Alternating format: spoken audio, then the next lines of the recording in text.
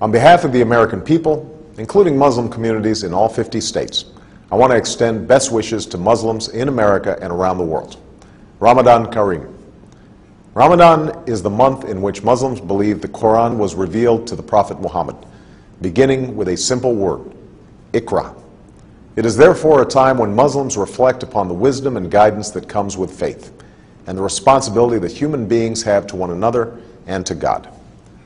Like many people of different faiths who've seen Ramadan through our communities and families, I know this to be a festive time, a time when families gather and meals are shared. But I also know that Ramadan is a time of intense devotion and reflection, a time when Muslims fast during the day and perform Taraweeh prayers at night, reciting and listening to the entire Quran over the course of the month. These rituals remind us of the principles that we hold in common, and Islam's role in advancing justice, progress, tolerance, and the dignity of all human beings. For instance, fasting is a concept shared by many faiths, including my own Christian faith, as a way to bring people closer to God, and to those among us who cannot take their next meal for granted. And the support that Muslims provide to others recalls our responsibility to advance opportunity and prosperity for people everywhere. For all of us must remember that the world we want to build and the changes that we want to make must begin in our own hearts and our own communities.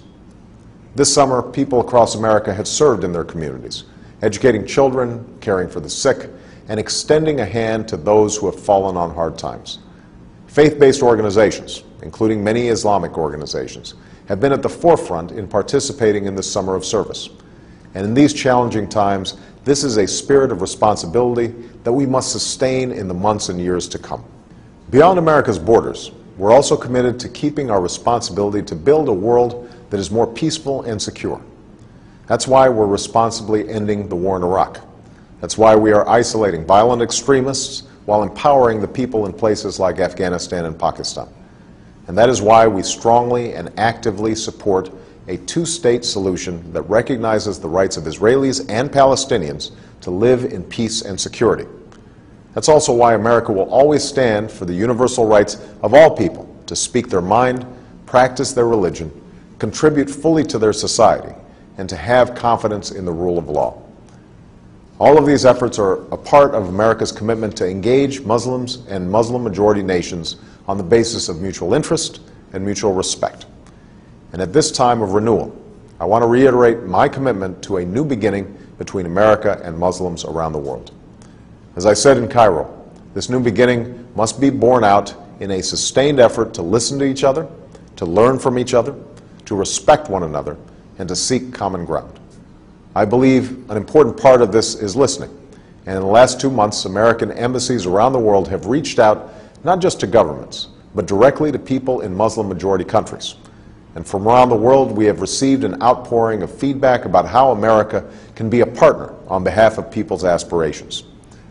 We have listened, and like you, we are focused on pursuing concrete actions that will make a difference over time, both in terms of the political and security issues that I've discussed, and in the areas that you have told us will make the most difference in people's lives. These consultations are helping us implement the partnerships that I called for in Cairo, to expand education exchange programs, to foster entrepreneurship and create jobs, and to increase collaboration on science and technology while supporting literacy and vocational learning.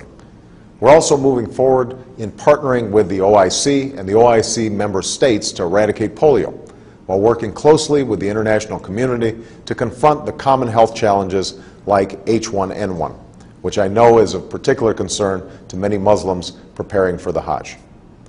All of these efforts are aimed at advancing our common aspirations, to live in peace and security, to get an education and to work with dignity, to love our families, our communities, and our faith. It will take time and patient effort. We cannot change things overnight, but we can honestly resolve to do what must be done while setting off in a new direction toward the destination that we seek for ourselves and for our children. That is the journey that we must travel together. I look forward to continuing this critically important dialogue and turning it into action. And today I want to wish Muslims across America and around the world a blessed month as you welcome the beginning of Ramadan. May God's peace be upon you.